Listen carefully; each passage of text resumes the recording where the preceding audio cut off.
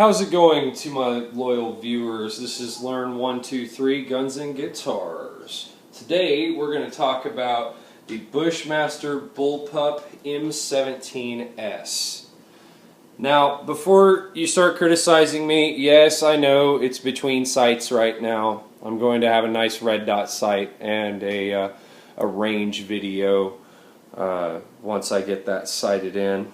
So, this weapon has some similarities to some other guns, and there are other guns that have similarities to it. Cool thing about it is it uses AR-15 mags. That's a Pro Mag, I believe. P-Mag, yeah. Dark earth finish. I believe K&M Aerospace got a hold of this and did these upgrades, installed these rails, and did the coating. Also, this one has a bit lower of a sight elevation because it doesn't have the carry handle charger. That has been chopped down to this right here. Wouldn't fire it left-handed. This is definitely a right-handed man's gun. The safety is right here, so it's on safe until you push this, and then it's on fire. It'll show a red line right here when it's on fire, and then a white line here when it's on safe. Now let's take a look at this receiver. It looks a little familiar, doesn't it? So definitely based on the AR-15. So it has a mag release on both sides, and it also has a bolt catch release, just like an AR-15. And when we field strip it, it's going to rotate on this front pin here. Now, some history about this weapon. This is an Australian weapon that was originally titled the C-30 by its original designers, but it had some problems, and there was actually a diplomat who was injured when the weapon had a catastrophic failure during a demonstration with a bunch of high-profile politicians in attendance, and it was competing for a military rifle contract against the Steyr AUG, the AUG. Needless to say, the Steyr AUG won that contract. There was also another version of it called a C-60 that was designed to fire caseless ammunition. As you can imagine, after the catastrophic demonstration failure, the original company that produced this rifle, Armstech, eventually went out of business, and the design was bought by a company called Eden Pine. Eden Pine continued to develop this weapon and decided to try and get it on the American market because of poor sales projections in Australia, and they got it into the American market right before the 1994 assault weapons ban. And what happened was this rifle ended up being one of, if not the only, bullpup that was not specifically named in the assault weapons ban. Some of them are pre-ban, some of them are not pre-ban. One of the ways to tell is the muzzle brake, and there are some other people on YouTube that can go into more detail. Basically, the pre-ban rifles, that muzzle brake ain't coming off. The post-ban rifles, it's flimsy, it needs to be retightened or pinned.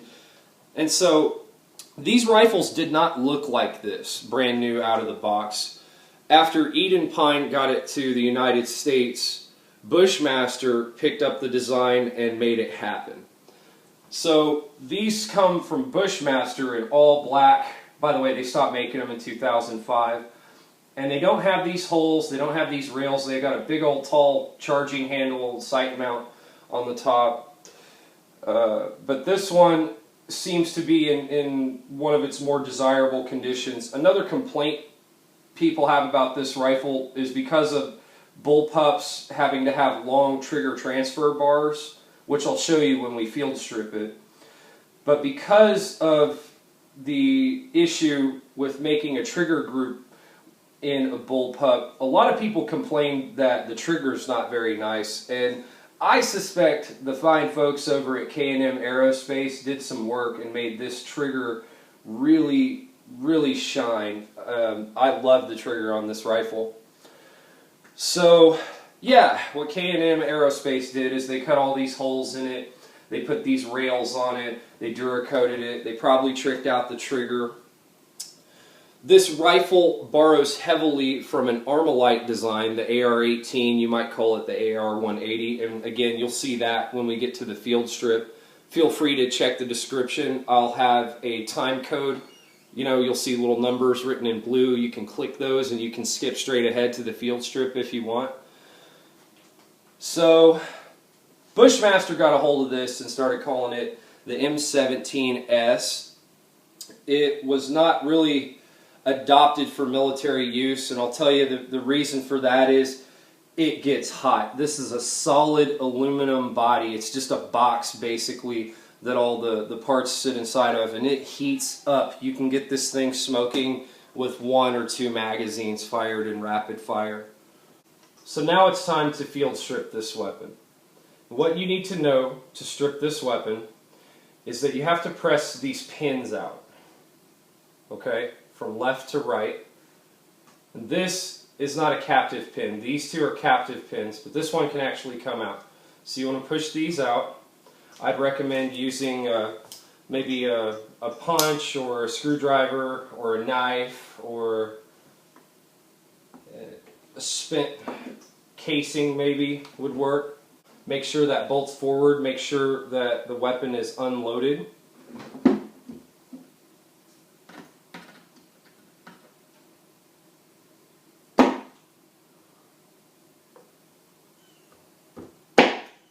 And those pins pop right down.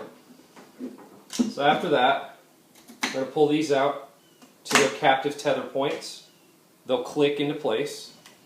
And then we just rock the upper receiver forward. And now we're going to see some of the guts.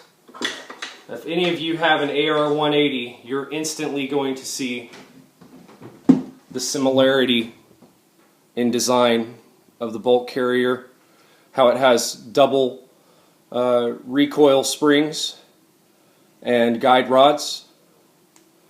It's almost an exact copy of the Armalite AR-180, AR-18. The only difference being is that this is a shorter stroke, the AR-180. The guide rods and springs are longer, and the AR-180, they're not captive. These are captive. With removal of some pins in here, you can get them out, but I've never taken this apart. And so you can see this is just a box, pretty much. It's got a 22-inch barrel for such a short rifle, so that's cool. And now let's take a look at some of the guts in the lower receiver.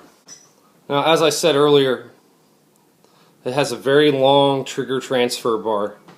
You see that? See that bar? So now let's look at some other neat features of this rifle.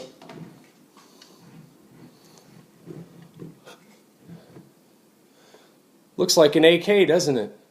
AK style hammer, double hooks, disconnect hook, double wrapped spring. So that's pretty cool. And when I clean this rifle, I just clean it up with like a toothbrush and some kind of a solvent that isn't going to eat the plastic. This is plastic, the lower receiver. Just make sure there isn't any dirt in there and that the moving parts are lightly lubricated with like a light machine oil. Here you can see how the charging handle works a little bit more closely. And so that grabs on to this on the top of the bolt here. And now I guess we're going to just put it back together. So to put this rifle back together, make sure that this bolt is forward as possible, because that will allow it to slip into the chamber, and then you won't have any overhang on the rear of the bolt carrier assembly. Then just make sure this is flush on the back and that none of these pieces are hooking on to the outside, right? Rotate that forward, pop your pins back in.